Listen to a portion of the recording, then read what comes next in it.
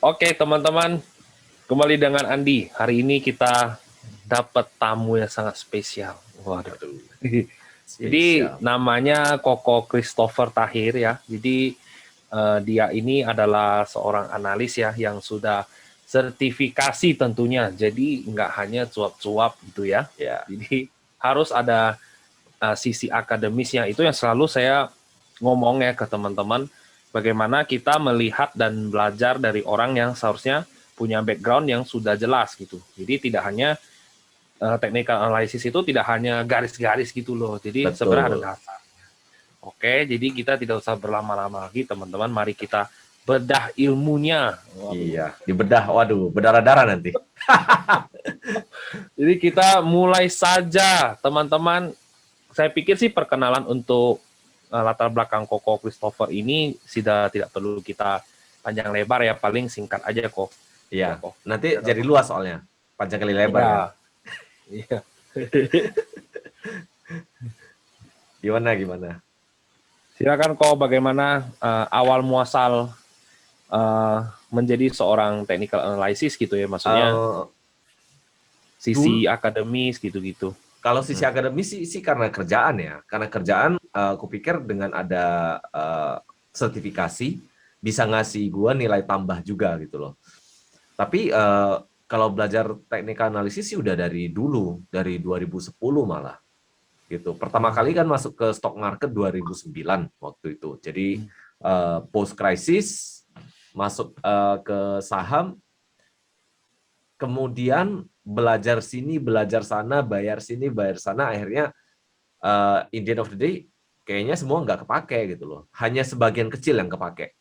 Dan ada satu course yang pernah pernah saya ikut yang menurut saya yang paling value hingga hari ini gitu loh, karena belum pernah aku ketemu course semurah itu dan sebermanfaat itu, bahkan bahkan ilmunya sampai hari ini masih masih kepake gitu.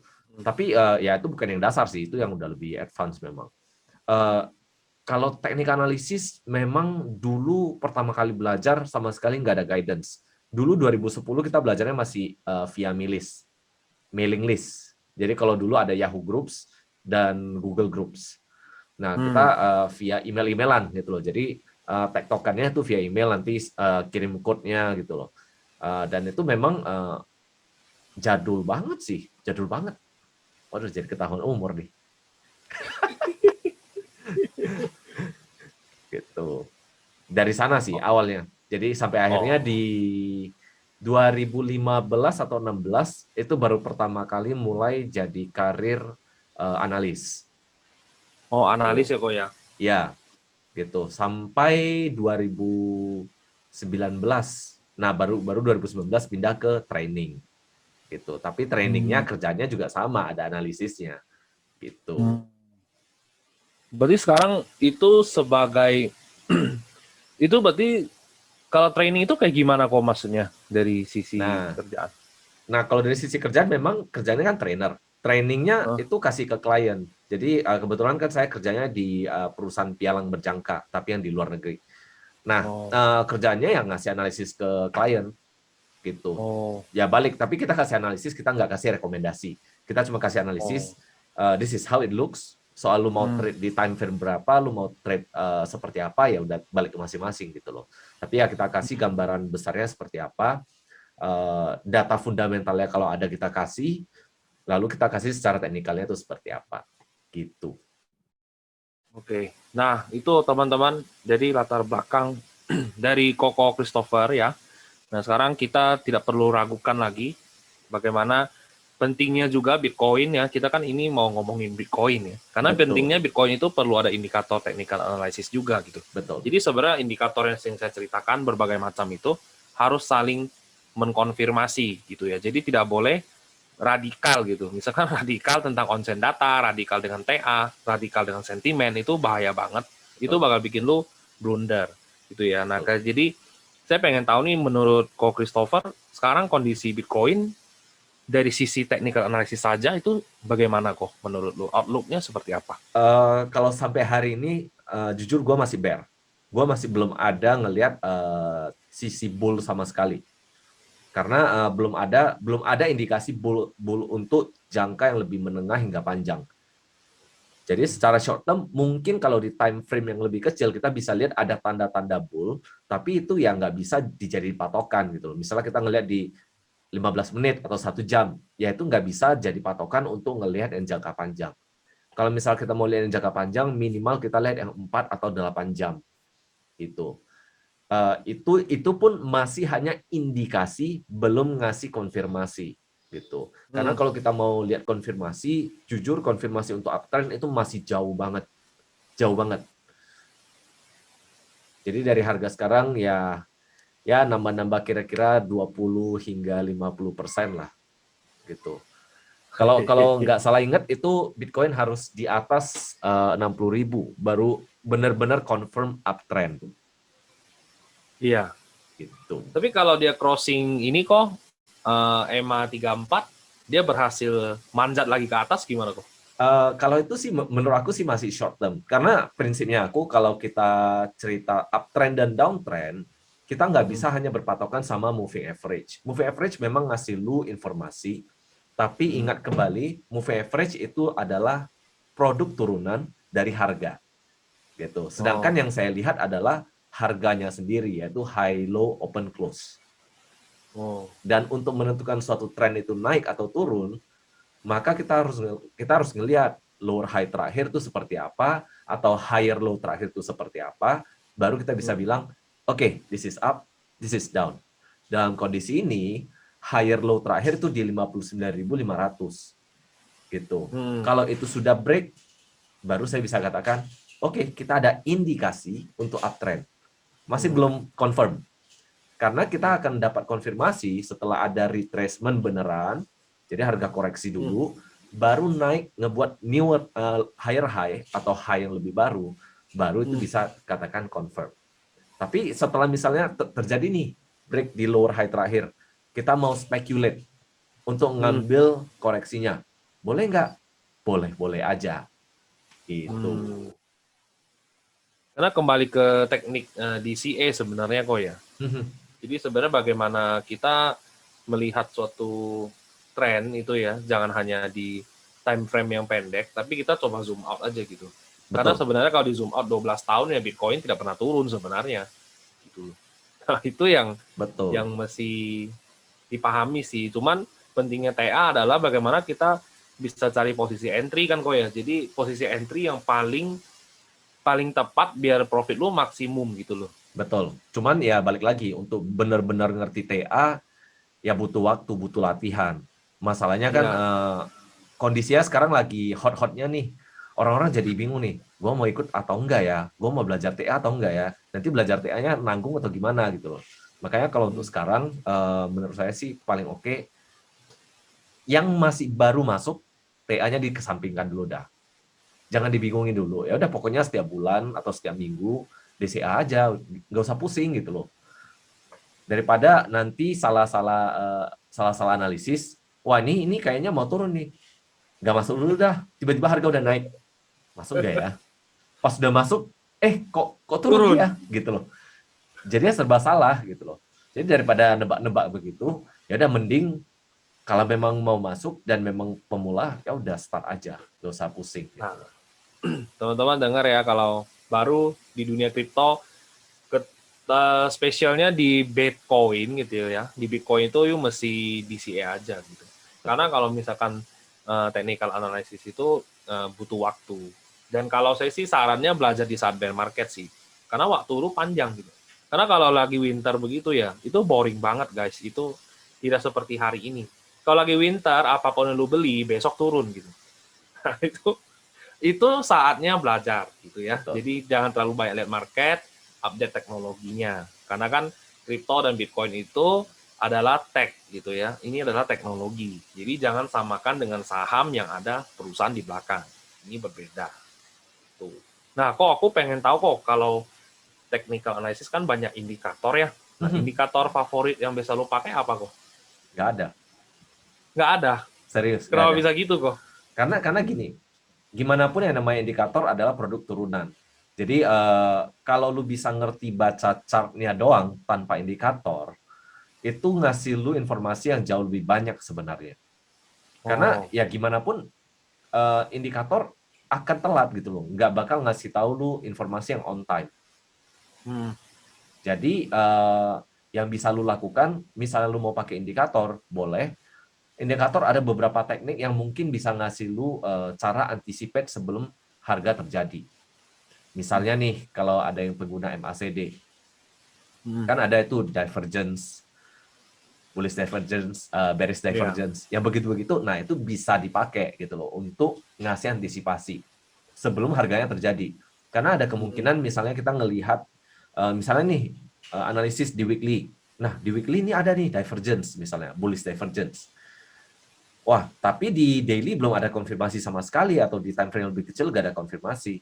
Nah, bisa aja kita pakai data yang lebih besar ini di time frame yang lebih besar untuk jadikan pegangan, patokan. Ketika harga koreksi di daily, ya udah kita masuk.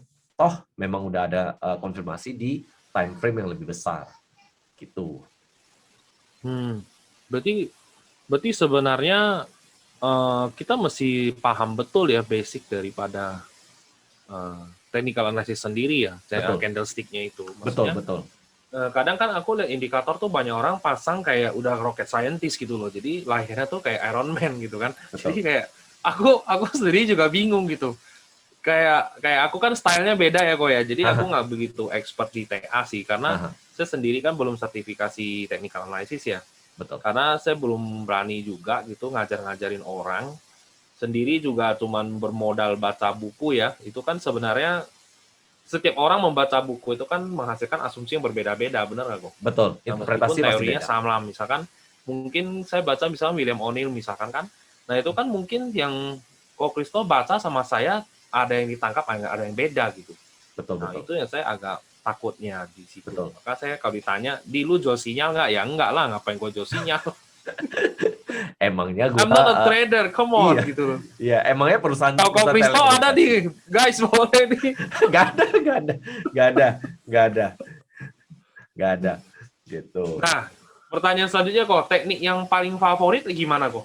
Kalau kalau aku sih balik ke teknik yang paling zaman dulu dan udah proven, yaitu chart pattern dan harmonic Oh, pattern, gitu. oh, Menurut menurut aku sih itu yang bisa ngasih lu indikasi sebelum harga terjadi. Maksudnya gini, ketika lu berbicara TA, TA sendiri sebenarnya ada banyak kelompoknya.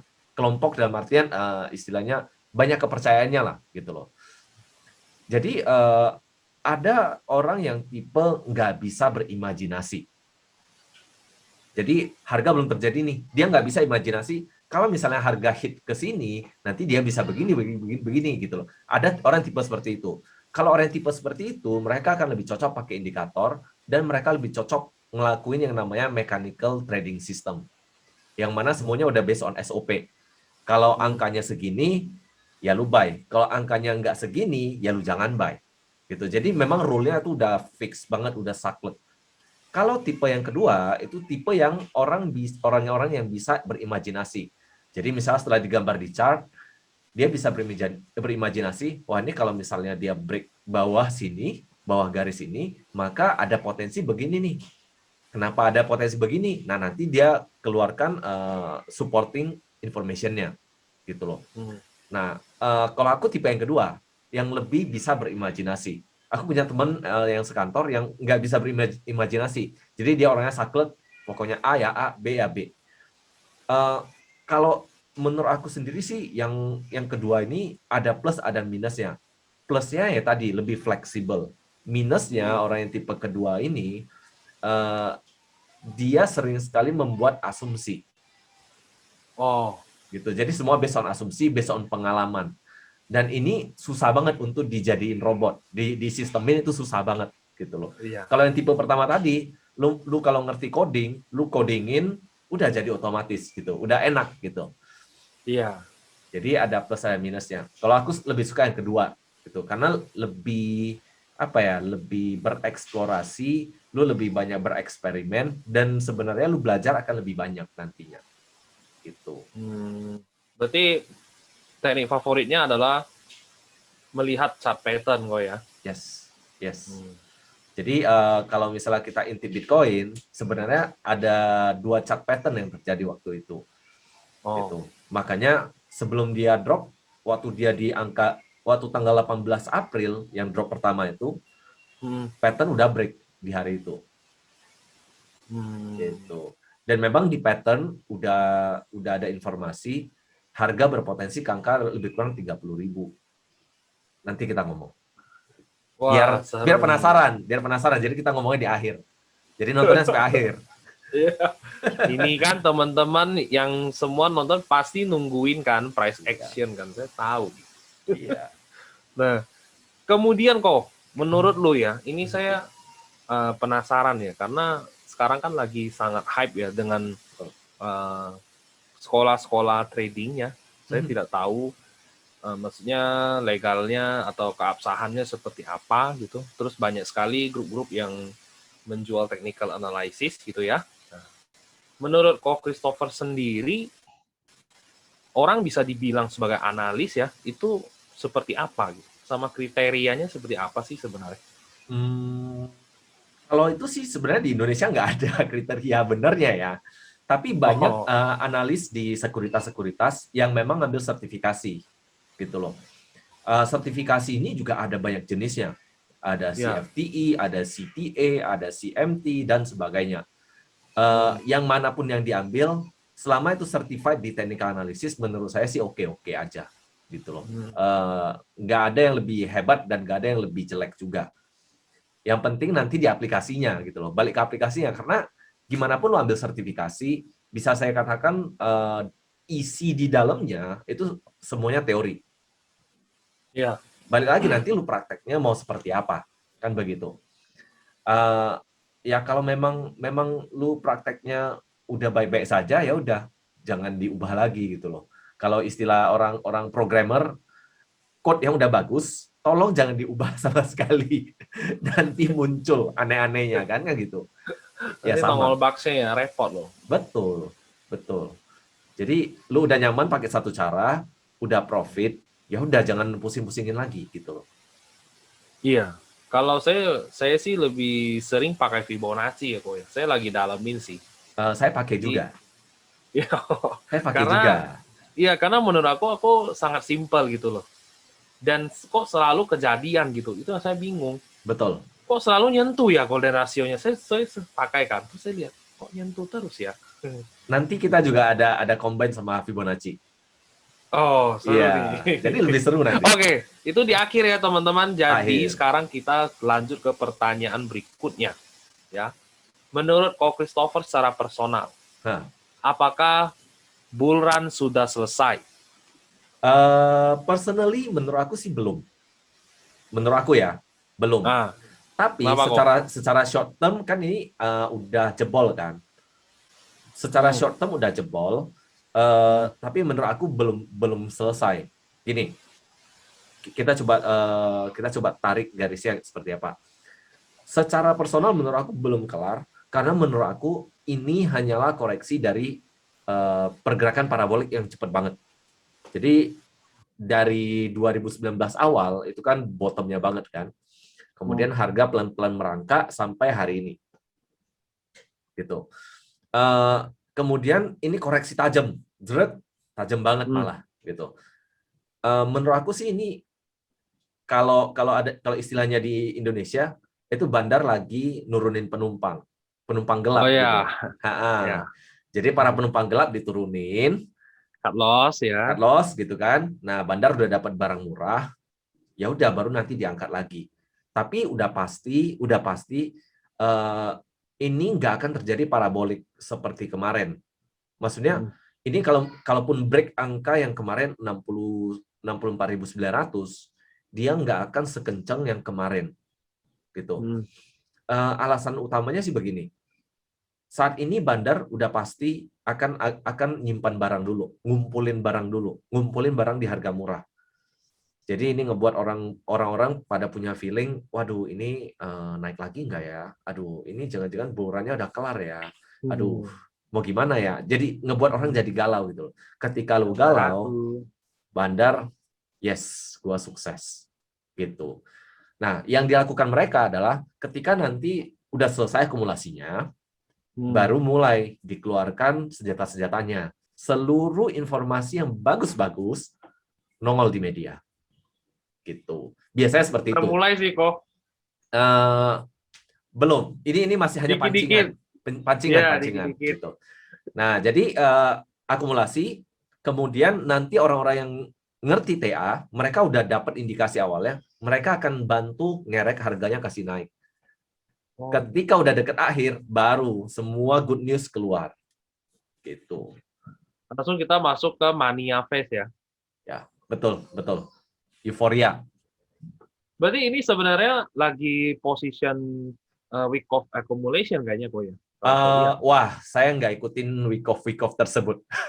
Oh, kayaknya Karena kalau aku lihat akan ada satu kali lagi kok dibikin galau ya. Karena tidak akan seenak itu gitu.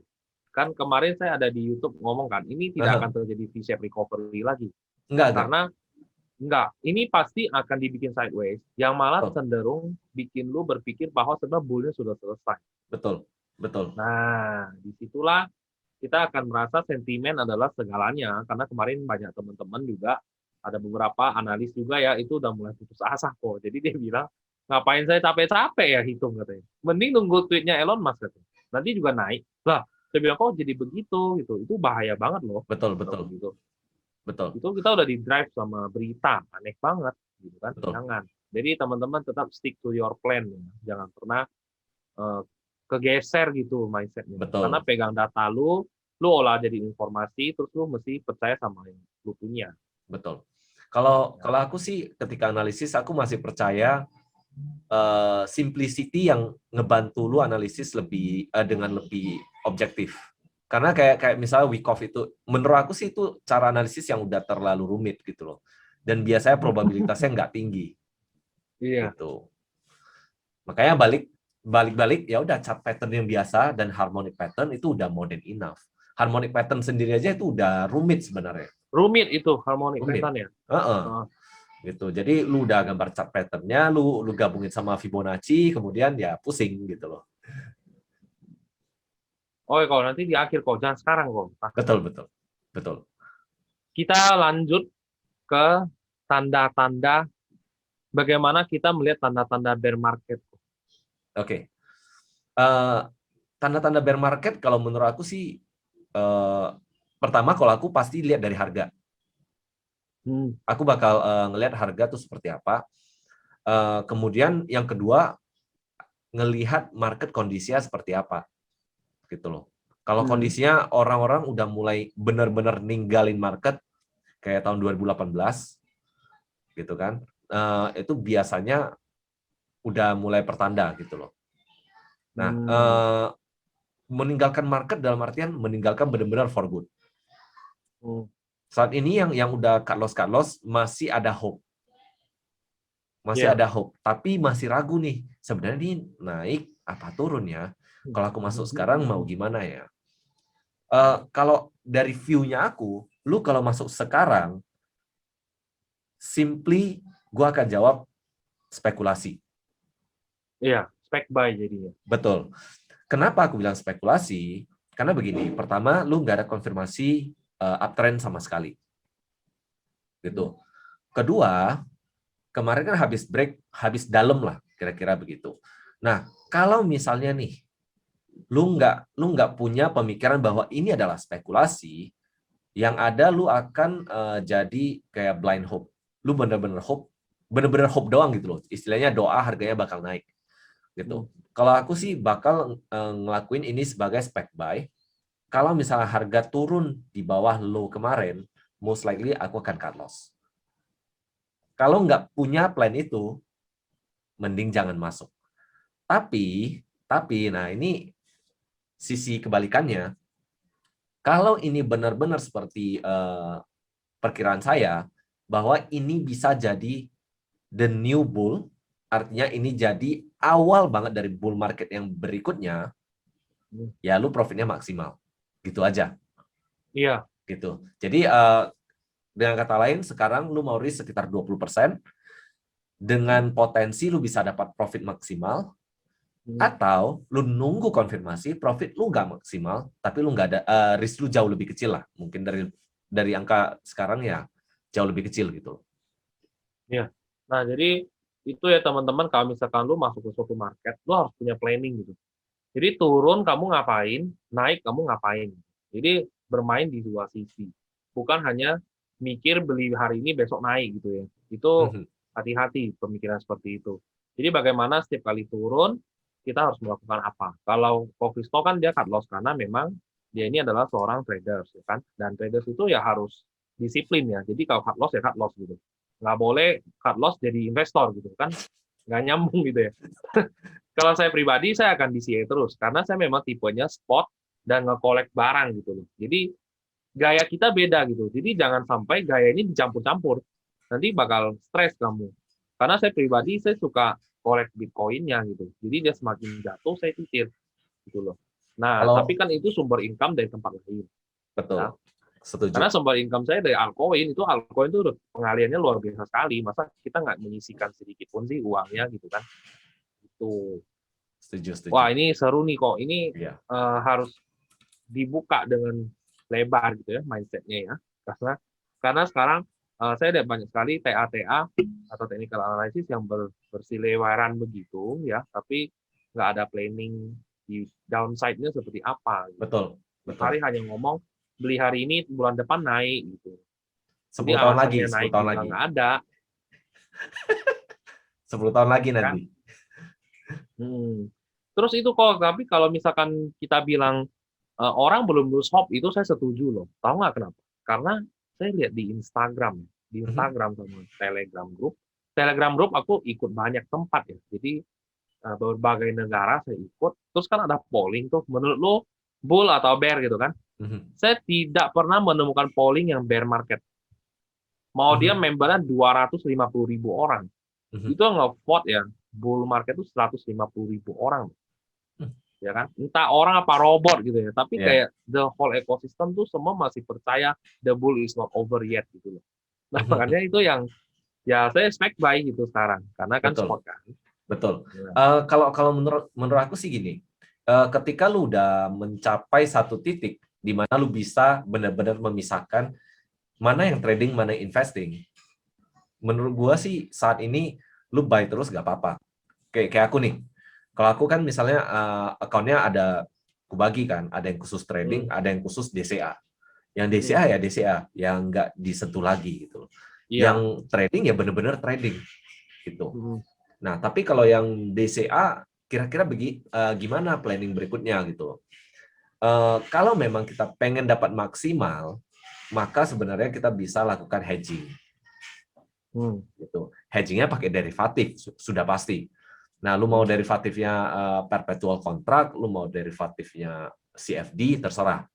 Senyamannya aja. Dan hedgingnya 1:1. Dengan kata lain, lu Hmm. pengen value-nya nggak turun secara fiat ya, Hmm. secara fiat. Jadi misalnya nih, sekarang lu udah beli nih, misalnya katakan sekarang 37.500. Tiba-tiba nih harganya turun di bawah 30.000. Hmm. Nah, ceritanya supaya gampang hitungannya lu punya satu BTC deh, biar enak hitungnya. Hmm. Ya udah, pokoknya setelah di bawah itu lu langsung hedging 1:1. Kalau dia turun, berarti kan lu cuma selisih yang tadi 20% tadi, Hmm. sekitar 7 ribuan dolar kan gitu. Tapi setelah itu dia kalau turun, lu nggak ada selisih lagi, selisih yang itu aja gitu loh. Kalaupun nanti one day dia naik kembali, ya udah yang hedging ini ditutup, ya lu hold yang biasa aja gitu loh. Tuh, lihat Gitu. strateginya ya teman-teman. Jadi financial market itu ada strategi ya. Jadi tidak hanya kamu nggak tahu apa-apa, mau si Warren Buffett katanya kan buy and sleep katanya. Gue pikir si kakek Warren tuh nggak ada strategi. Gitu. Betul. Aduh, jangan ya. Jadi harus belajarin dulu bagaimana kamu harus ngerti yang model-model begitu ya. Jadi open sana, open sini gitu. Tapi lu futures kok. Iya, tapi kalau Hmm. memang untuk jangka lebih panjang, misalnya terjadi winter nih, aku bakal milih Hmm. CFD. No. CFD di broker-broker forex. Gitu. Karena gini, broker-broker forex itu banyak yang nawarin nggak pakai ini biaya nginap. Kalau di Binance kan namanya funding fee. Ya. Kalau di forex kan namanya swap. Gitu. Hmm. Nah, di broker forex banyak yang nggak pakai biaya swapnya gitu loh. Jadi Oh. quite okay untuk hold jangka panjang. Tapi harus ingat, duit lu harus banyak gitu. Sebanyak yang lu masukkan gitu loh. Jangan jangan misalnya lu buka posisi nih di CFD-nya atau di futures-nya 1 BTC, tapi duit lu nggak sampai 1 BTC gitu loh. Misalnya duitnya cuma $1.000 gitu loh. Ya bahaya, itu namanya kan lu udah pakai leverage gitu. Iya. Nah, itu teman-teman ya. Jadi selalu di remind ya, kalian harus belajar, kita semua harus belajar bagaimana put your position lah gitu. Lu positioningnya mesti benar di dalam financial market ya. Jadi financial market itu bukan duit kaget ya teman-teman, tapi sebenarnya sama kayak kita berbisnis gitu. Jadi lu harus punya gimana ya, punya pola yang tepat gitu loh, punya strateginya gitu. Saling nutup gitu. Lu harus ngerti Betul ya. betul. Nah, the next question adalah menurut lu price action di TA ini ya, kita kan tahu Bitcoin ini ada yang namanya on-chain data. Menurut lu itu kita pakai untuk kolaborasi bagaimana? Menurut aku Atau sih itu bagus sih. sesuatu yang terpisah? Menurut aku sih bagus. Cuman satu hal yang menurut saya yang harus dimengerti adalah on-chain data bisa terjadi karena kan ada transaksi. Hmm, Benar nggak? Koreksi kalau benar. salah. Ini pengertiannya aku ya. Setelah Hmm, misalnya ada misalnya institusi atau misalnya si Elon Musk ada pergerakan BTC di dalamnya, maka hmm, kan istilahnya tercetaklah data di dalam on-chain. Ini nih hmm, si Elon Musk ada geser duitnya dari sini ke sini, si Michael Saylor ada bisa dari sini ke sini gitu loh. benar. Baru kita analisis, ini dia sebenarnya mau akumulasi atau mau distribusi, kan gitu. Hmm, Menurut saya sama juga dengan TA gitu loh. TA apapun yang terjadi di harga itu kan udah sebenarnya merefleksikan apapun yang terjadi, baik yang lu tahu dan yang lu nggak tahu. Kalau istilahnya adalah price discounts everything gitu. hmm, Apapun yang ada di harga udah merefleksikan hasil dari transaksi mereka. hmm, Nah, cuman problem dari on-chain ini sendiri adalah mungkin kebanyakan dari on-chain analis nggak update setiap 10 menit kan. hmm, Update-nya mungkin on daily basis hmm, gitu. Sehingga yang begitu-begituan jadi bisa miss gitu. Contoh hmm, misalnya kayak drop di tanggal 18 April kemarin dah. Di on-chain kan semuanya masih bullish gitu loh waktu itu. hmm, Semuanya masih oke, ini masih naik dan sebagainya. Tapi di TA di tanggal 18 itu udah di break nih garisnya. Kalau udah di break mau gimana? Ya sebenarnya sih paling bagus cut loss yang udah buy gitu. Tapi khusus yang di yang main margin gitu loh, yang di futures mau di hmm. CFD gitu loh. Itu yang paling bagus ya cut loss waktu itu. Gitu. Kalau udah lewat ya udah nanti kita baru cerita di belakang. Gitu. Kalau Iya. on-chain itu kok ya, sebenarnya tanggal 1 Mei itu sudah mulai ada peringatan loh sebenarnya. Cuman karena aku kan terlalu konvensional ya, maksudnya saya ini orang sport banget. Jadi saya tidak melihat itu sebuah ancaman gitu loh. Jadi ketika dia justru ini apa yang saya harapkan karena waktu itu saya ada beberapa kali ngerasa saya telat ya. Saya ngerasa entry-nya telat gitu. Padahal tahun lalu November, Oktober gitu kan. Terus saya pas Januari saya bilang, bagaimana kalau indikator ini semua ke riset ulang kembali seperti titik awal muasal September pas baru mau breakout ya. Setelah halving day kan belum breakout tuh, itu galau kan banyak orang kan. Betul Tiga betul empat bulan loh sideways loh. betul. Nah, Nyebelin tuh. ya saya berharap ke riset semua saya bilang. Saya mau entry saja. Dan hari ini kejadian. Waktu itu kalau teman-teman yang trading futures ya, ada satu orang kan ada sempat ngomong ya di grup si Linda. Ketika inflow masuk 40.000 keping, itu udah ada exit semua. Itu Hmm, belum kejadian loh. Belum digoyang loh. Itu kan masih kayaknya akan naik terus kan manjat. betul betul Nah, betul. padahal inflow udah masuk terus, di situ saya udah lihat sebenarnya. Cuma karena saya spot, saya bukan future, saya tidak perlu saya takutkan. Yang perlu Betul. ditakutkan adalah altcoin kamu terlalu banyak. Gitu. Karena sekali dipotong langsung altcoin itu turunnya bisa Wah, sampai 70-80%. Ya. Nggak ada wah, ampun ya, iya. siapapun itu. Ethereum aja 50% lebih ya, nggak ada ampun. Ampun, ampun, ampun. Ya, tapi untung Nah, untung gua udah keluar sih waktu kemarin Ethereum. oh. Gila. Kalau aku waktu itu tukar kok. Kalau aku keluar Tuk- dari Ethereum dari 64 juta. Oh, 64 jutaan aku keluarnya. Itu habis empat itu kan ribu berarti ya, 4 ribuan 4 dolar. ribuan. 4 ribuan habis itu kan anjlok. Jeret, jeret, jeret, jeret. Pas BTC udah anjlok ke 50.000, nah aku masuk. Kena. Oh. Gitu. Tapi itu memang account untuk investment. Kalau itu memang pure untuk investment. Bukan karena Oh, iya. sekarang loss jadi investment, enggak. Tapi itu memang account investment. Itu Gitu. wallet emang harus dipisah-pisah sih. Betul. Karena saya juga ada wallet pribadi yang isinya BTC dan ETH saja.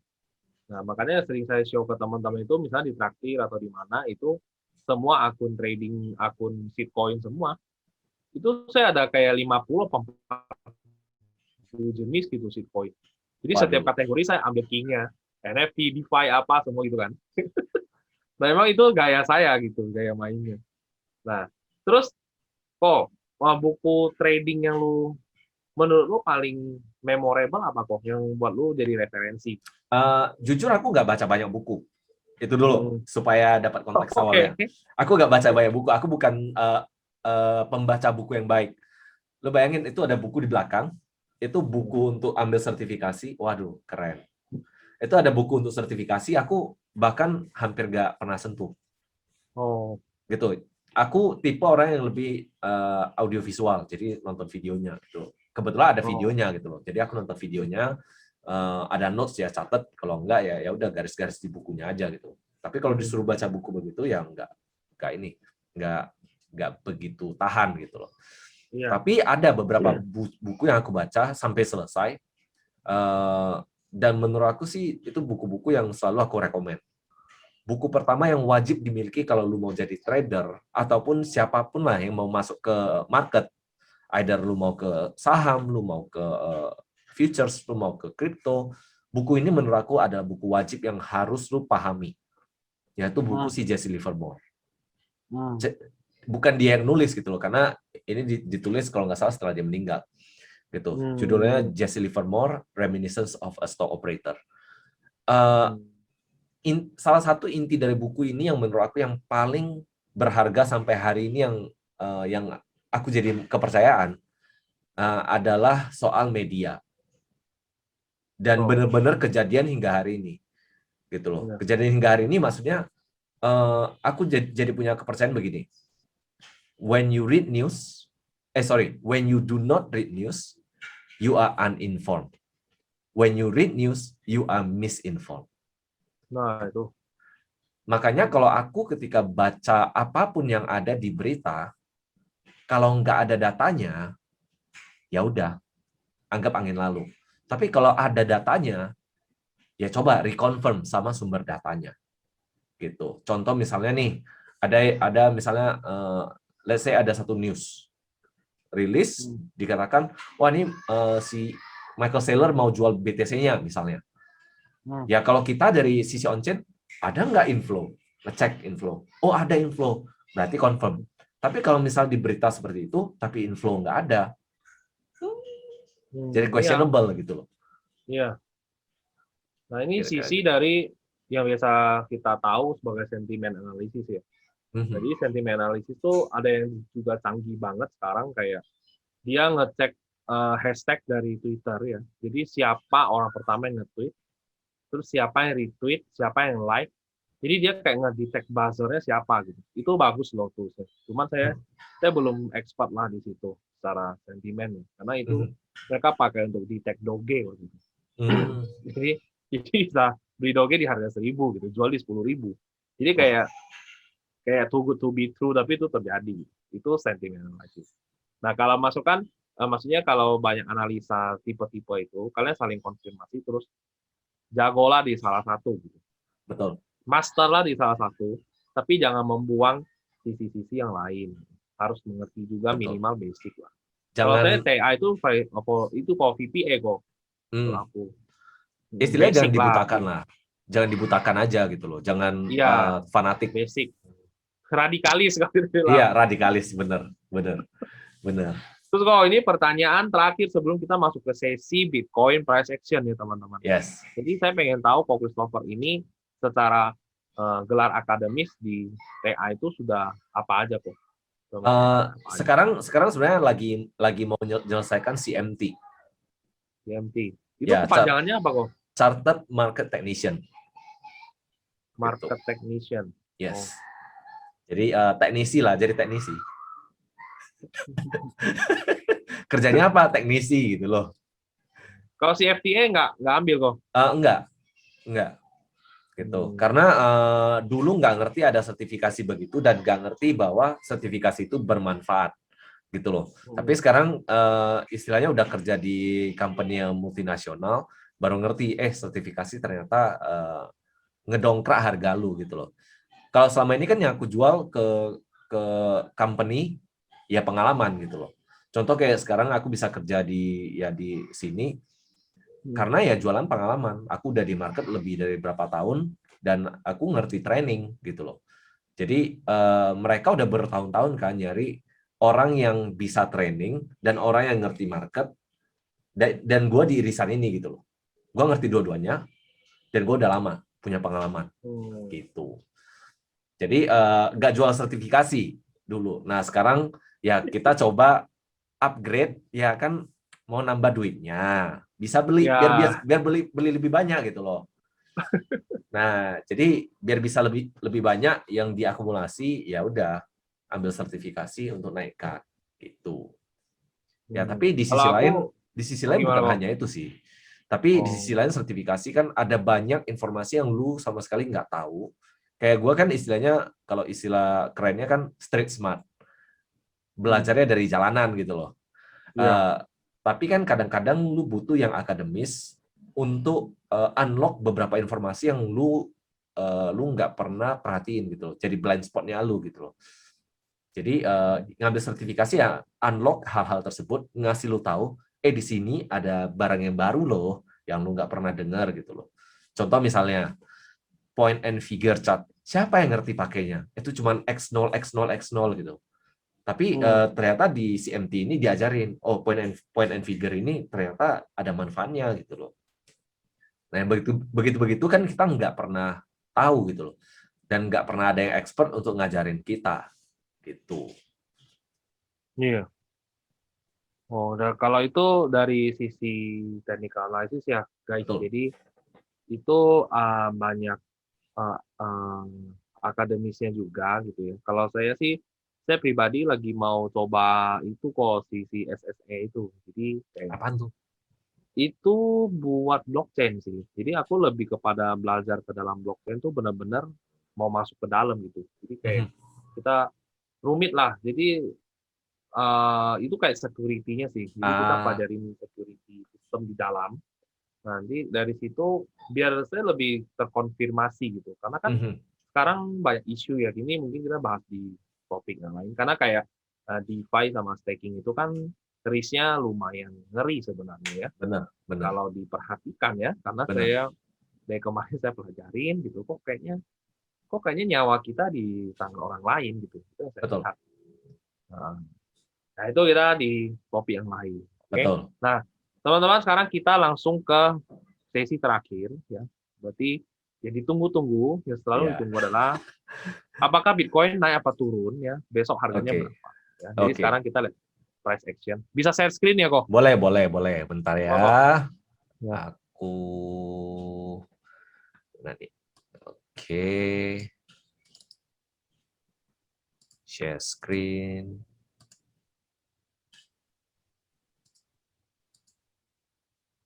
Oke. Nah, mantap nih. Nah, jadi tadi kan aku ada cerita nih. Sebenarnya tanda pertamanya di mana? Ya di sini, yang tadi. Replay. Gini. Nah, jadi ini ketika harganya naik dari 30.000, ini kan masa-masa Elon Musk baru ngomong nih. kita beli loh Bitcoin gitu loh. Tiba-tiba harganya naik kan. Tapi setelah Iya. naik kan, kalau masih ingat dulu di grup aku sempat bilang gitu loh, antara di sini atau di sini, aku sempat bilang ABTC ini ke 40.000 nih kayaknya. Pernah ingat nggak? Oh. Nah, tapi ternyata nggak kejadian, nggak kejadian. Tapi Iya. malah trennya extend lebih jauh sampai 64.900. Ketika sampai 64.900 dan muncul candle yang ini tanggal 16 April, eh, waktu itu aku udah mulai ragu nih. Ini Hmm. naik apa enggak ya? Kok kayaknya ngebentuk sesuatu ya, gitu loh. Nah, waktu itu aku udah gambar garis ini gitu loh, udah gambar garis ini, yang garis ini sebenarnya nggak pas begini. Awalnya aku gambarnya tuh lebih naik begini, gitu. Oh. Jadi masih target 65.000 waktu itu. Jadi Hmm. 65.000, 66.000 lah, gitu. Ternyata nggak kena. Ternyata 64.900 dia udah mantul ke bawah. Nah, setelah muncul candle ini, kita sesuaikan, kita lihat kembali, lalu tanggal 18 April garis ini di break. Hmm. Nah, waktu itu aku udah, wah, nggak bener nih. Udah nggak bener, gitu. Dan dikonfirmasi penurunannya setelah di break yang tanggal 25 Maret ini, yaitu di garis ini. Nah, waktu itu 18 April kan belum di break. Jadi masih ada hope Hmm. dia bisa naik. Ingat, masih hope. Masih hope. Iya. Nah, tapi ternyata setelah garis ini yang tanggal 4 tanggal 4 Mei, tanggal 25 Maret ini di break, yaitu beberapa hari kemudian. Nah, waktu itu aku udah bilang, wah ini udah nggak bull nih. Ini udah short term bear waktu itu. Ketika itu Hmm. kejadian udah short term bear, harga naik. Ini benar-benar kayak istilahnya ngebuat para pengguna TA, wah ini naik lagi nih. Jangan-jangan, waduh, jangan-jangan. Tapi kalau kita pelajari ya, kalau kita pelajari bahwa sebenarnya yang namanya ini kan namanya rising wedge. Iya. Target rising wedge adalah wave sebelumnya, gitu. Nah, kalau kita ukur ini tingginya kan sekitar 29.100 dolar. Hmm. Oke. Lalu turunnya dari mana ukurnya gitu loh. Kita ukur dari breakout-nya ini. Gitu. 29.100 dolar. Oke, more or less di sini. Itu berarti di Hmm. angka 30.100 gitu. Hmm. Jadi sebenarnya angka ini datang kalau memang lu bener-bener perhatiin ini, ya memang it is about to come gitu, dan memang kejadian gitu loh. Nah, tapi karena udah kejadian ya udah nggak apa-apa kita lewatin. Kemudian harga kan sempat naik nih, sempat ngebuat kita galau. Nah, pengguna Fibonacci kan, lagi belajar Iya. kan, gitu. Kita tarik nih garis. Dia kayaknya nih ketahan nih di angka 61,8. Hmm. Kalau lu perhatiin nanti di kripto 61,8 sampai 78,6 ini area yang cukup krusial Iya. gitu. Nah, terjadi nih gitu. Harga naik lagi, tapi kalau diperhatiin nggak lewatin high-nya ini, close-nya harga ini nggak lewatin high-nya ini. Hmm. Nah, kemudian muncul candle merah ini. Hmm. Ketika muncul candle merah ini, sebenarnya udah ada indikasi awal. Tidak ada konfirmasi apapun, hanya indikasi awal bahwa ada potensi muncul yang namanya double top. Gitu. Nah, Oke. double top kalau kita ukur dari ini, dari topnya ini ke bawahnya ini, yaitu neckline-nya ini jaraknya 6.600 dolar. Jadi sebenarnya target double top ini yaitu dari ini ke bawah 6.600 dolar. Nah, more or less di sini 46 ribuan gitu. Hmm. Nah, kalau pengguna yang namanya supply and demand, mereka udah pasti ngelihat, wah ini di sebelah kiri ini ada demand nih, demand zone. Nah, mereka akan gambar kotak ini gitu. Yang mana more or less juga 46 ribuan gitu. Dan benar-benar kejadian. Sorry, ini geser sedikit. Iya. Setelah kejadian, ingat lagi, tadi kan ada target 30.100, belum tercapai. Nah, yang terjadi adalah harga melanjutkan penurunan, mencapai angka tersebut, dan kalau kita ukur kembali, pakai Fibonacci extension, tada! 161,8. Sorry, ini salah angka. Oke. 161,8 terjadi. Gitu. Eh, dan menurut aku nih, kenapa aku lebih bear saat ini? Karena menurut pengamatanku, ketika harga udah terjadi pemanjangan seperti ini kan namanya extension beneran. Harga terjadi extension seperti ini, udah sampai 161,8, maka biasanya ada potensi harga akan extend sekali lagi untuk final push. Gitu. Final push ini biasanya ya udah orang udah istilahnya udah putus asa, ya udahlah, kayaknya ini udah nggak ada lagi nih. Udah lemes nih, gitu. Jadi yang bisa kita lakukan saat ini adalah pertama, aku akan ngukur kebalikannya. Artinya, aku lagi ngukur nih, potensinya harganya akan kemana nih? Gitu. Biasanya, ini biasanya, balik lagi biasanya harga kalau misalnya final push, kalau pengguna Elliott Wave dibilangnya ini wave kelima. Sebelum wave kelima terjadi, biasanya wave keempatnya itu cuman retrace 38,2 sampai 50%. Ya, berarti di area sekarang lah. Gitu, deket-deket saat ini jadi area retracement. Dan sebenarnya harganya kan udah sempat retrace ke angka 38,2%. Nah, pertanyaan berikutnya adalah apakah ini akan benar-benar lanjut ke bawah atau dia akan naik dulu baru ke bawah, misalnya ke 50%. Atau paling nggak ke resistennya 43.500 gitu loh. Ini yang menjadi pertanyaan semua orang gitu loh. Mana yang bakal terjadi gitu. Tapi kalau kita ngelihat lagi harga saat ini ini harga turun, udah tuh naik, lalu turun, tapi nggak lebih rendah, lalu naik. Kemudian muncul spekulasi dari banyak sekali orang bahwa wah ini udah naik nih, terjadi higher low. Mereka lupa bahwa ini akan memenuhi syarat dari uptrend kalau misalnya ini misalnya turun nih.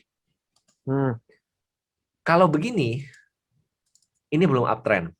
Problemnya adalah banyak orang belajar TA hanya setengah, lalu setelah ini terjadi, wah ini uptrend. Yang bisa terjadi adalah muncul pola yang namanya flag seperti ini gitu loh. Harga udah naik sampai sini, lalu turun gitu loh. Nah, ini yang sering terjadi. Maka untuk menghindari seperti itu, makanya aku sendiri suka untuk menunggu hingga kayak ini kan 59.500. Jadi kan begini nih kondisinya sekarang. Maka untuk dapat konfirmasi, paling baik adalah harga melewati ini dulu. Gitu. Kalau nggak lewat, ya nggak ada konfirmasi sama sekali. Indikasinya nggak kuat lah. Indikasinya nggak kuat. Gitu. Walaupun ini udah break, kita bakal nunggu konfirmasi paling safe. Jadi kalau mau spekulasi, tunggu dia retrace, spekulasi di sini, baru ikut gitu loh. Kenapa tunggu spekulasi di sini? Karena kalau udah di sini, bisa aja gini gitu loh. Nah, jadi sampai di sini ya spekulasi, dengan catatan ya siap-siap kalau misalnya things doesn't work ya cut loss. Tapi kalau things work ya udah lu dapat profit maksimal gitu. Itu. Nah, jadi kondisi saat ini seperti apa? Kondisi saat ini untuk daily menurut aku sih bakal sideways. Gitu. Yang terjadi saat ini adalah pembentukan pola ini. Ini namanya pola rectangle, tapi ini agak gede. Jadi aku bakal nyari wick yang lebih banyak. Jadi kira-kira seperti ini. Atau ya plus minus seperti ini lah. Gitu. Aku bakal nyari harga break kemana dulu. Kalau harga break batasan atas, maka ya udah naik gitu loh. Most likely bakal naik. Tapi kalau misalnya harganya malah break ke bawah, misalnya begini nih, turun, naik, aku bakal ngambil short di sini. Gitu. Tapi ini nggak bakal panjang. Balik lagi, kita udah punya skenario bahwa ini bisa aja jadi final push ke bawah. Jadi ini ke bawah pun ini bakal brief banget. Itu kilat ya, kayak kemarin ya. Ya bener, cepat set udah naik gitu Iya. loh. Itu menurut aku gitu loh. Karena behaviornya Bitcoin ya seperti itu gitu loh. Tapi kalau misalnya lu di forex mungkin bisa agak lama nih. Agak lama tapi nggak memanjang. Dia di sana, habis itu dia bakal balik gitu. Nah, kalau yang forex ya nanti lihat aja di pound yen. Ada kejadian seperti itu. Lama tuh 1,5 bulan tuh konsolidasi. Lu bayangin lu trading forex 1,5 bulan konsolidasi gak kemana-mana, like literally bener-bener dia di dalam kotak itu gitu 1,5 bulan. Ya trader forex tuh bakal loss gila-gilaan di sana. Kondisi saat ini persis seperti itu gitu loh. Menurut aku kalau misalnya ini angka 33.600 ini di break, most likely dia bakal turun baru nanti naik gitu. Bakal Itu tajam sih turunnya sih. tajam. Nah, tapi turunnya kemana kan? Ini kan jadi pertanyaannya. Kalau aku sih bakal targetin most likely daerah ini, gitu. Sekitar 28.500 sampai 26 ribuan lah, gitu. Ini kalau kejadian, gitu. Atau bisa aja dia hanya ketahan di 28.650, ya 29.000 lah. Jadi briefly set lalu naik. Nah, jadi kalau kejadiannya kira-kira seperti apa? Nah, ini mulai muncul nih imajinasi. Kan aku trader yang imajinatif kan. Jadi ini kan misalnya begini nih. Jadi set ini hanya brief, ini hanya week, benar-benar week doang, lalu naik. Gitu. Nah, setelah naik bisa aja dia bakal turun dulu gitu loh, koreksi, baru ini extend. Itu yang terakhir ini yang extend gitu loh. Nanti setelah ini kejadian, ya udah muncul lagi analisis orang-orang, wah ini head and shoulders dan sebagainya gitu loh. Karena kejadian yang sama kan sama juga, ini kan head and shoulders. Satu ini left shoulder, head sama right shoulder. Walaupun sering sekali bentuk yang seperti ini yaitu left shoulder sama right shoulder yang beda tinggi, ini sering sekali nggak tinggi akurasinya. Biasanya yang akurasi lebih tinggi, right shoulder sama left shoulder, selisihnya tuh nggak jauh. Kayak ini kan agak jauh nih, kalau kita lihat Jauh close to itu, close-nya. ya. Iya, close to close-nya ini agak jauh. Jadi ini biasanya akurasinya nggak begitu tinggi gitu loh. Walaupun kalau kita ukur, kita pas-pasin ya nyampe memang gitu loh. Contoh misalnya ini nih, dari sini ini ke sini bawah, 17.924. 17.900 gitu kan. Dari sini ke bawah ya plus minus juga 17.900.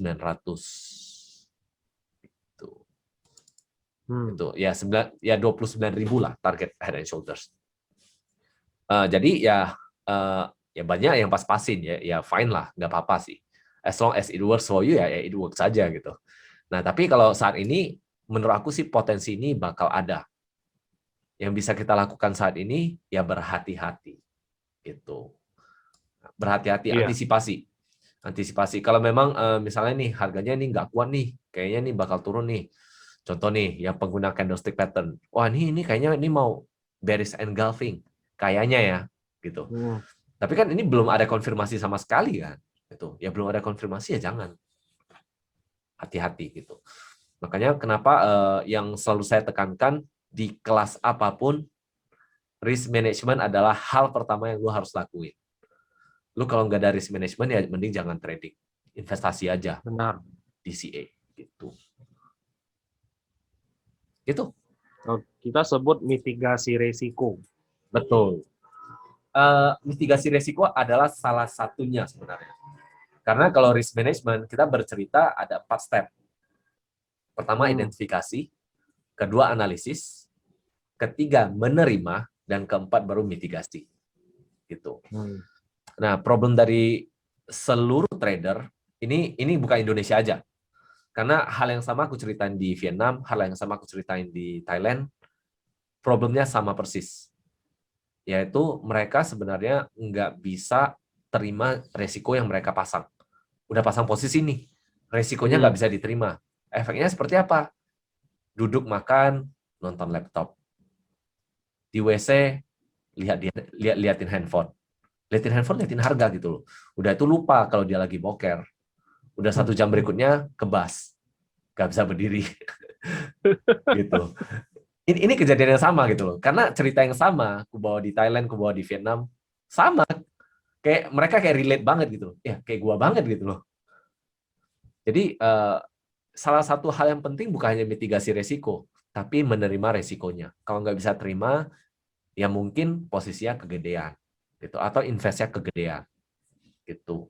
Maka kalau misalnya bro ingat kemarin kan di Clubhouse pernah aku cerita, ya udah lu bagiin aja jumlah risiko dalam rupiah, bagikan dengan rata-rata volatilitas dari kripto, ya udah itu hasil dari modal yang bisa lu invest. Jadi kira-kira kalau kena volatilitasnya, lu fine-fine aja gitu loh. Gitu. Tuh, ada rumusnya guys, cara menghitung resiko lu. Gitu. Gitu. Yap. Jadi Oke, sekarang, jadi target price-nya gimana kok? jadi sekarang ya potensi ke 28 ribuan sampai 29 ribuan itu besar menurut aku. Ada potensi itu gitu loh. Tapi ini most likely hanya whipsaw dan ini benar-benar bersihkan orang-orang yang paper hand. Paper hand bakal bersih. Ya udah, ini bakal naik lagi nanti gitu loh. Itu menurut aku. Mungkin bias. Mungkin bias karena aku punya barang Iya, juga. ini Gitu. disclaimer ya teman-teman. Ya. Disclaimer dan disclosure gitu. Aku bias, mungkin Ya, bias jadi gitu. ini Tapi ya, kalau jadi kita ini bukan kita ngedukun bukan ya. ya, tapi kalau kita ukur-ukur ya, it's salah tool. Salah tool. Bentar. Hapus. Oke. Nah, ini kita coba ilmu imajinasi ya. Ini benar-benar imajinasi. Jadi ini TA memang butuh imajinasi. Kalau nggak bisa berimajinasi, ya nggak bisa gambar-gambar begini gitu loh. Oke, kita coba imajinasi. Ini turun. Oke. Katakan ini adalah sekarang koreksinya. Yang di titik ini 42.500. Biasanya kalau kita mau trennya itu naik, atau ini kan tren turun nih.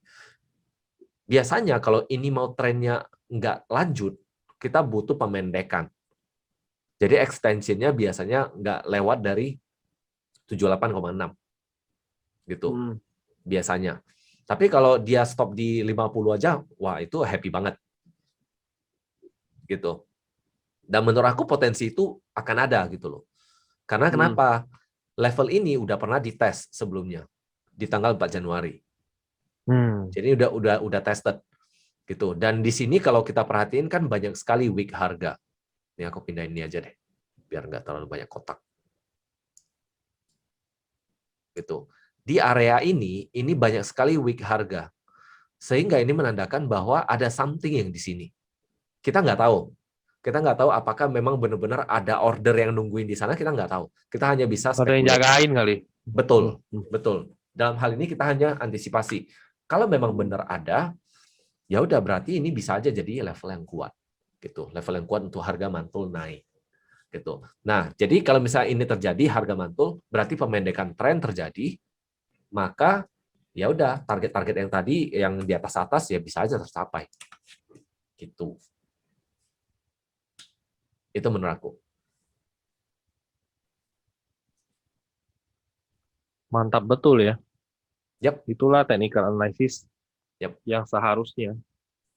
Ya, begitulah. Banyak kemungkinan ya kok ya. Yes, kemungkinan tuh banyak banget. Jadi kita cuma antisipasi what can happen. Bukan kira-kira setelah kita analisis, wah ini pasti ke sini. Wah, kalau pasti mah enak banget. Iya, tinggal semua kartu kredit digesek, habis gitu kan. Ya udah belanja aja gitu. Ngapain buka kelas? Iya kan serius kan? Ya, kalau yang pasti cuma satu, harga ke kanan. Iya. Iya. Makanya kalau orang yang nge-spot ya tetap beli gitu. Kalau lu bisa ngerti begini, lebih enak lagi. Jadi lu selalu dapat barang tuh yang pas candle wick-nya merah, kalau bisa membentuk wick panjang ke bawah, lu ambil di bawah gitu. Betul. Kok itu orang spot lu ngerti begini sih jago banget lu gitu. Nah, sebenarnya kemarin kayak ini yang di Maret ini aku ada ambil, tapi aku ambil bukan di pas di bawah, aku ambil pas udah di angka 4.000 Oh. gitu. Nah, kenapa bisa berani? Ntar, coba ku hilangin dulu volumenya. Biar cakep. Nah, ini udah ada Hmm. garis dukunnya nih. Nah, udah ada garis dukunnya di sana. Jadi Hmm. sebenarnya ini bukan garis dukun sih. Sebenarnya ini support resistance biasa. Support Hmm. resistance biasa. Kemudian kalau kita lihat di sebelah kiri, jadi salah satu hint kalau lu mau cepet mahir TA-nya, biasakan ketika lu Hmm. lihat harga sekarang, lu lihat ke kiri. Di kiri itu ada apa gitu loh. Kalau belum ada kejadian, ya udah itu pure lu hanya spekulasi. Tapi kalau di kiri udah pernah ada Oke. kejadian kayak gini, ya lu lihat aja di kiri ini ada apaan gitu loh. Ternyata di kiri kan harga Hmm. mantul-mantul di daerah ini. Ini kan Hmm. ya istilahnya ada area sideways gitu. Kira-kira begini. Ya udah kalau ada kejadian seperti itu, harga wick muncul, ya sudah. Tinggal sediakan dana, masukkan. Itu. Cuman kan problemnya kan siapa yang Hmm. berani gitu loh. Wah, ini gila nih harganya. Waktu ini kan 39,5% dalam satu hari. BTC loh, bukan altcoin loh. Iya. Gitu. Nah, Kalau waktu itu nggak ada kok di dalam tanah semua. ya udah ini lah, masuk ke liang kubur kan. Iya, bener-bener kayak nggak ada gitu. Jadi waktu kejadian begini ya udah lu kalau memang udah punya dana ya udah gaskan, nggak usah pikirin gitu. Cuman kan problemnya kan orang-orang suka tradingnya di 15 menit, 1 menit, 5 menit. Sayang sekali kalau saya bilang itu. Ya, Time frame pendek di Bitcoin kalau bukan futures sayang banget sih. betul. Betul. Bias ya boy. Betul, betul. Gitu. Oke, kalau masih ada lagi kok, mari kita menunggu Eh menunggu samanmologi. ya, samanmologi. Waduh. Kalau kalau sekarang sih itu aja sih. Kalau yang kulihat ya sekarang harga di sideways ini di 42.000 sampai 33.000. Ya itu range-nya sekarang lah. Gitu. Harga break kemana, arahnya kemana. Harga break atas, ya ke atas. Harga break ke bawah, ya ke bawah. Gitu. Tapi ya mungkin karena bias tadi lagi ya. Aku targetnya bawah juga nggak terlalu bawah. Cuman 29.000 gitu. Pasang buy di situ ah. Waduh, waduh, waduh, waduh, waduh. Enggak, aku kemarin pasang buy terus sih di area 40 ada, 36 ada, 33 ada. Iya, saya buy golden ratio-nya Fibonacci sebenarnya. Hmm, nice, Dan itu nice. selalu kesentuh loh kok. Bingung nggak lu? Yap, selalu. Dan Iya, biasanya habis kesentuh, harga biasanya akan mantul dikit. iya. Ya, ngasih lu hope buat lu FOMO. Hopium ya. Iya, iya, kasih lu FOMO kan. Waduh, waduh, ini mantul nih. Kayaknya naik Nambah nih. lagi. Iya, nambah nggak ya? Kayaknya udah bener nih. Ini Levelnya kena udah bener nih. pullback. Iya, ya biasa sih. Biasa, itu hal yang wajar. Makanya planning itu penting. Kalau kalau tips untuk TA, menurut aku sih gini, bukan hanya TA sih sebenarnya. Lu mau investing ataupun trading, biasakan buat jurnal. Jurnal Oh iya. jurnal tampak suatu hal yang remeh banget, tapi jurnal itu yang ngebuat lu lebih cepat belajarnya. Karena lu jadi nggak lupa sebenarnya di historical itu ada masalah apa gitu loh. Contoh Hmm. nih, contoh. Uh, gua pertama kali buat jurnal itu di 2016 atau 17 gitu. Waktu itu memang prakteknya di forex gitu. Kebetulan yang nyuruh aku buat jurnal ada di grup Oh. gitu.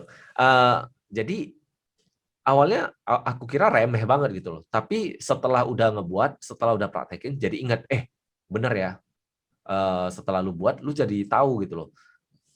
Apa yang pernah terjadi, gimana lu cara menyelesaikan masalah itu. Nah, dan lu bisa pakai untuk masa depan gitu. Contoh misalnya nih, di Mei 2019, 2 tahun lalu dong, kan? Hmm. Itu aku ada kejadian loss di mata uang namanya pound New Zealand dollar, pound Kiwi. Oh. Waktu itu kejadiannya itu padahal stop loss-nya udah di posisi positif loh, tapi gara-gara ada announcement lompat harganya, jadi stop loss-nya aku di skip gitu. Dan itu bukan di satu broker aja, kebetulan posisi yang sama di dua broker yang berbeda, plus minus stop loss-nya sama gitu loh, ke skip Ih, jauh. bisa gitu ya? Bisa. Oh. Dan ini bisa terjadi di market manapun yang harganya decentralized. Sama di kripto, sama juga di futures-nya. Itu hal yang wajar. Nah, makanya kenapa aku nggak pernah nyaranin semua harta lu masukin ke perpetual kontrak. Jangan. Itu pasti nunggu waktu. Kejadian kan di grup kita ada beberapa, gitu kan. Padahal dari Januari aku udah warn mereka loh. Hati-hati, hati-hati. Karena kejadian yang sama, aku pernah ngerasain 7 tahun yang lalu. Jadi 7 tahun yang lalu aku udah pernah kejadian, makanya aku kasih warning gitu. Nah akhirnya udah kejadian ya udah gitu loh. Hal itu bisa terjadi banget karena yang namanya masang order kita nggak tahu ini orangnya beneran ada atau ini hanya algoritma di balik si exchange. Yang Iya. tahu kan cuma exchange, dan di exchange aku yakin banget yang tahu cuma hanya satu grup orang yang benar-benar tertutup. Mungkin hanya 5 atau 10 orang di dalam company itu. Gitu. Makanya perlu sekali untuk dimitigasi. Nah, ini salah satu mitigasi. Dimitigasi yang begini-beginian, caranya ya udah stick to the spot. Kalau mau di futures ya sebagian kecil aja, nggak usah yang gede-gedenya. Gitu. Saya masih open long tuh kok di Bitcoin. Mantap. Di 35.000 kemarin dapatnya. 35.100. Wah, kalau itu masih profit dong. Masih. Masih profit Nah, itu dong. just testing lah. Itu saya testing. Likuidasinya 27.200. Hmm. Kalau kalau gitu aku lebih tradisional sih, lebih konvensional. Aku likuidasinya di 17 ribuan. Oh, jauh betul kok. Ya, pakai kalkulator yang aku buat. Hitung, benar-benar dihitung. Jadi, kalkulator yang aku buat memang benar-benar untuk risk management. Lu benar-benar hitungin risk lu. Jadi kalau lu loss, benar-benar udah limited banget. Gitu. Oh. Ya kan problemnya kan ketika lu trade di futures, banyak sekali orang yang nggak pakai stop loss. Fine, kalau lu sultan mah silakan lah gitu loh. Iya, kalau well mah nggak usah. Nggak bisa liquidate soalnya. Ya bisa juga sih, bisa juga Ya, karena kalau market scam ya. enggak. Susah, susah. Jadi gini, satu hal yang mungkin banyak orang yang kurang paham soal perpetual contract. Ini aku kasih penjelasan sedikit. Ya, Perpetual tips. contract ini semua enggak membutuhkan BTC-nya. Itu hanya kontrak. Artinya si exchange ini mau cetak seberapa banyak pun suka-suka dia. Istilahnya aku mau cetak di harga bid seberapa banyak ya suka-suka aku gitu loh. Aku mau hilangin order ini dalam sekejap, tep hilang ya bisa aja gitu loh. Dan kejadiannya ketika lu pasang stop loss, tep hilang, ya udah stop loss lu ke skip gitu. Ke skip dalam artian bukan nggak ke trigger tapi harganya udah jelek banget gitu. Ngeri banget ya. Ngeri banget. Ngeri itu. Makanya kenapa saya selalu sarankan kasih stop loss. Kasih stop loss jauh lebih baik daripada lu nggak ada stop loss. Karena ketika lu nggak pasang stop loss, lu udah praktis merisikokan account-nya lu. Gitu. Jadi kalau mau risikokan Harus account-nya, stop loss. ya silakan. Silakan. Gitu. Tapi kalau aku sih nggak, aku tetap pasang stop loss. Harus ada. Gitu. Kalau untuk testing ya terserah kembali ke teman-teman gitu. Jadi Betul. selalu risk profile diri sendiri mesti jelas dulu ya Betul. sebelum belajar cari duit di financial market, karena financial market itu tidak tiap hari warnanya hijau gitu ya. Kebanyakan merah malah. Momentum ini aku tunggu 1.000 hari loh guys. Jadi bukan kayak kemarin 2019 Juni itu kan fake bull itu, ya kan? Betul. Pura-pura padahal belum saatnya. Secara Betul. blockhead juga belum gitu kan. Kok harganya naik? Ternyata bener dong bear trap gitu. Nah Kacau itu, tuh, kacau. ya itu tiba-tiba naik ke 188 juta, saya masih ingat tuh. Hmm, Hmm. ya begitulah. Sering kejadian begitu. Cuman kan Hmm. orang-orang ya nggak perhatiin kan, gitu. Tapi saya beli di dasar sih kok waktu itu. Jadi tuh area itu tuh area Ini kan, 60-70 juta. iya. Tuh. Waktu di area ini, aku ceritain ke orang-orang, udah beli aja gitu loh, beli aja. Hmm. Ah, gila lu, turun lagi nanti, Iya. turun lagi ke 1.000. Wah, ya udah. Ya setelah naik 10.000, bisa naik lagi nggak ya? Wah, nggak tahu Habis lah. beli kena bear trap. Iya, wah habis beli turun dia kan, gitu. Iya, Habis turun dibanting. naik bull trap lagi, dibanting. Waduh, ini crash nih udah nggak ada lagi nih, udah nggak ada lagi nih. Saya masih hot loh itu kok sampai sekarang. Oh, sama, aku masih hold. Posisi yang di sini aku masih Iya, hold. Aku nggak iya. ada buang.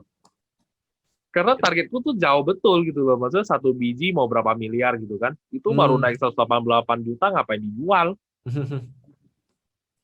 tuh. Iya, iya. Oke kok, masih ada lagi kok untuk TA-nya. Itu aja sih. So far Ya, sih, thank you loh kok ya sudah dibagikan ya. ya jangan Ini jangan serakah lah, gitu aja. ini isi technical analisisnya benar-benar detail ya teman-teman. Jadi tidak hanya seala kadar nyari-nyari pola apa segala macam. Enggak ya, enggak kayak gitu ya. Jadi benar-benar technical analysis yang menurut saya wise itu ya begitu. Ada ada ukur panjang pendek tinggi kalinya itu loh gitu. Jadi nggak hanya bilang oh ini cup and handle habis ini naik gitu ya, nggak bisa kayak gitu ya. Iya, Iya, iya. iya. Nah, untuk menutup sesi ini ya teman-teman, karena kan sudah lumayan nih hampir 1 jam kayaknya ya. 1,5 kayaknya, 1,5 jam malah. Ini hampir satu kasihkan setengah. ngobrol teman-teman. Iya, Nah, jadi sebelum kita mengakhiri sesi ini, saya ada rapid question untuk Koko Christopher ya. siap, Karena saya siap, masih penasaran dengan beliau. siap. Jadi pertanyaan pertama ya, Fibonacci atau Elliott Wave? Fibonacci, Cex atau Dex? masih checks, Masih Cex. masih Oh. checks. Dex kemahalan soalnya. Karena pancake swap wall. Wah, nggak percaya, nggak percaya. Oke, kita lanjut. Short atau long? Saat ini short, Saya ini short. yes. Invest atau trading? Sebenarnya prefer invest, Invest. yes. Buy on breakup atau buy on weakness? Buy on weakness, Buy on weakness. yes. Oke. ETH atau BNB? ETH, September atau Desember? Januari, Desember kok. Told you. XRP atau Doge? Doge. Doge. Nah, teman-teman, dengar ya. Ini rapid question biasanya adalah jawaban yang jujur, spontan, karena waktu berpikir yang cukup pendek. Ya, saya juga Doge sih sebenarnya. Jadi, teman-teman, terima kasih ya sudah meluangkan waktu untuk menonton konten ini ya. Ini konten yang sangat berbobot. Teman-teman jangan lupa juga kunjungi channelnya Koko Christopher ya. Itu nama channelnya Duit Pintar. Itu isinya benar-benar edukasi banget tentang financial planning ya. Lebih tepatnya ya kok ya. Yap, financial planning. Nah itu tidak ada embel-embel yang aneh-aneh gitu ya. Tidak ada yang asal-asalan juga. Jadi itu ngomongnya most likely berdasarkan pengalaman, data, dan kejadian yang sering terjadi di lingkungan gitu. Betul. Makanya sekian dulu ya untuk konten hari ini. Teman-teman terima kasih. Terima kasih Ko Christopher sudah meluangkan waktu ya 90 menit ini sangat berharga loh. Isinya juga bagus. Oke, bye-bye teman-teman.